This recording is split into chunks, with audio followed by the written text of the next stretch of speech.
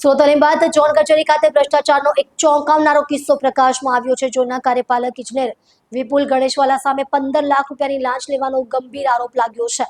આ મામલે anti corruption બ્યુરોએ એક છટકું ગોઠવીને કાર્યવાહી હાથ ધરી હતી, જેના પગલે કોંગ્રેસ પક્ષના કાર્યકરોએ જોરદાર વિરોધ નોંધાવી લાંચિયા અધિકારીને સસ્પેન્ડ કરવા માટે માંગ કરી છે।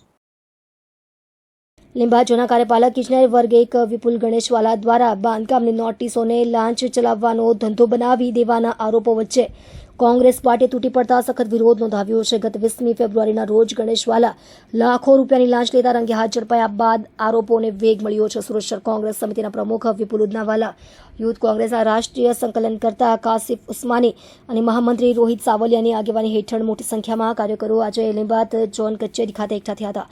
તેમણે ભ્રષ્ટ અધિકારી ગણેશવાલા સામે કડકમાં કડક કાર્યવાહી અને તેમને તાત્કાલિક જેલના સળિયા પાછળ ધકેલવાની માંગ કરી હતી। કોંગ્રેસના નેતાઓએ જણાવ્યું હતું કે લીંબાત ઝોનમાં મોટી સંખ્યામાં શ્રમિકો અને પરપ્રાંતીય લોકો વસે છે। આ લોકો પોતાની આખી જિંદગીને બચત ખર્ચીને નાના મોટા કાચા પાકા મકાનો બનાવે છે। આજ વર્ગને નિશાન બનાવી ગણેશવાલાએ કાર્યભાર સંભાળતા જ ધમકીભરી નોટિસોનો મારો ચલાવ્યો હતો, ફરિયાદ કરાવી, નોટિસ આપી અને વચ્ચે દલાલોની મદદથી લાખો રૂપિયા પડાવવાનું પ્રમાણભૂત ચલણ બનાવી દીધું હતું।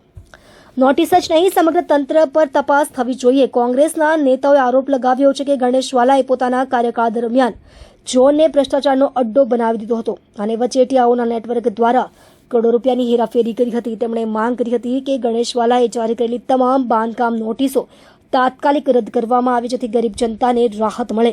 આ સિવાય સરકારે તેમની સામે આવક કરતાં વધુ સંપત્તિની તપાસ કરવા અને સખત કાયદાકીય કાર્યવાહી કરવાની પણ માંગ કરી હતી। કોંગ્રેસે એ પણ ઉલ્લેખ કર્યો કે 2 મહિના અગાઉ જ તેમણે લીંબાત ઝોનમાં ચાલી રહેલા આ ભ્રષ્ટાચાર અંગે વહીવટીતંત્રની રજૂઆત કરી હતી, પરંતુ અધિકારીઓની જાડી ચામડી પર તેની કોઈ અસર થઈ ન હતી। ભવિષ્યમાં પણ આવા કોઈપણ પ્રકારના ભ્રષ્ટાચાર સામે કોંગ્રેસ જન આંદોલન છેડવા પાછળ નહીં હટે તેવી ચેતવણી પણ આજના ધરણા દરમિયાન આપવામાં આવી હતી। પાર્ટીએ નવા નિમાયેલા અધિકારીએ મર્યાદામાં રહી જનહિતના કામો પર ધ્યાન કેન્દ્રિત કરવાની સલાહ પણ આપી છે। વિપુલ ઉદનાવાલા, સુરત શહેર કોંગ્રેસ પ્રમુખ। આજે ક્યાં વિરોધ કરવા આવ્યા, શા માટે અને શું માંગ છે? આ લિંબાયત ઝોન સુરત મહાનગરપાલિકાનો લિંબાયત ઝોન, જેને ભાજપ અને એના શાસનમાં આ ભ્રષ્ટાચારનો અડ્ડો બની ગયો એવો આ લિંબાયત ઝોન છે, જેની અંદર ખૂબ ગરીબ અને મધ્યમ વર્ગના લોકો રહે છે, એમની સોસાયટીઓ છે, એમાં બાંધકામ થાય છે, એમાં ખોટી નોટિસો મોકલી અને આ અધિકારી એના ટાઉટ સાથે મળી અને લોકોની સાથે છેતરપિંડી કરી અને ભ્રષ્ટાચાર કરતા હતા, ગભરાવીને પૈસા લેતા હતા ભ્રષ્ટાચારના।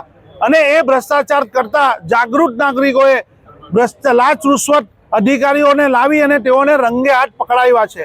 આ લોકો જે રીતે છેલ્લા 5 વર્ષની અંદર ભાજપ આપ ભાઈ અને સાથે બેસી ભ્રષ્ટાચારની ખાધી મલાઈ આ બંને પક્ષ અને આ અધિકારીઓ મળી અને આ લાંચ રૂશ્વતના પૈસાઓ ખાય છે, એનો જીવતો જાગતો નમૂનો પકડાયો છે। અને જે રીતે ગરીબોના ખૂન પસીનાના પૈસાની લૂંટ મચાવી રહ્યા છે, આ શાસન ચાલી રહ્યું છે। અને આ શાસનની સામે અમે તપાસ માંગણી કરી છે કે આ અધિકારી પાસે આવક કરતાં ખૂબ વધારે સંપત્તિ છે, એની તપાસ થવી જોઈએ। એના કાર્યકાળ સમય દરમિયાન એને જેટલી નોટિસો કાઢી છે એમાં શું કાર્યવાહી છે અને કાર્યવાહીમાં કેટલો ભ્રષ્ટાચાર થયો એની માંગણી છે, ખાતાકીય તપાસની માંગણી છે અને એને તાત્કાલિક સસ્પેન્ડ કરી દેવાની અમે માંગણી કરી છે। અને જ્યાં સુધી આ ગણેશવાલા જેવા અધિકારીઓ આ રીતે કરતા હોય, અમે પણ લાંચ રૂશ્વત ખાતાને ફરિયાદ કરી અને તેઓને પકડાવીશું। અને સુરત શહેર